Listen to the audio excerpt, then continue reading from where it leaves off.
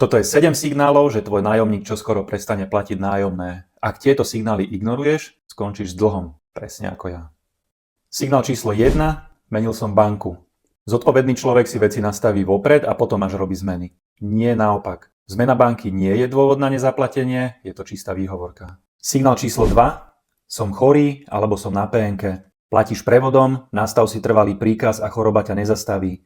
Čiže choroba tiež nie je dôvod, je to ďalšia výhovorka. Signál číslo 3. Začne ti písať dlhé správy, napríklad o rodine, o vzťahoch, o deťoch, o ex-partnerovi. Toto sú manipulatívne správy a ich jediný cieľ je, aby si sa cítil zle, že pýtaš svoje vlastné peniaze. Signál číslo 4.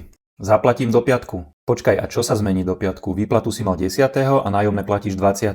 Zapamätajte si, že ak nájomník 10 dní po výplate nemá peniaze na nájom, máš veľký problém, ktorý sa do piatku ale určite nevyrieši. Signál číslo 5. Banka mi schválila pôžičku, z nej ti určite zaplatím. Zapamätajte si, človek, ktorý si požičiava na nájomné, žije na dlh a ten dlh sa raz skončí, zvyčajne na tvojom účte. Signál číslo 6. Mal som nečakané výdavky. Rozumiem, môže sa to stať, ale moje výdavky počkajú a tvoje nie? Mňa sa nikto nepýta, či zaplatím hypotéku, správcu, vodu, plyn alebo elektriku. Zodpovedný človek si najprv vysporiada záväzky voči druhým a potom si rieši zvyšok. Signál číslo 7. Toto je najväčší signál pre mňa zo všetkých. Keď zavesíš telefón a cítiš sa previnilo, že pýtaš svoje vlastné peniaze, je to manipulácia, aby si prestal tlačiť na zaplatenie.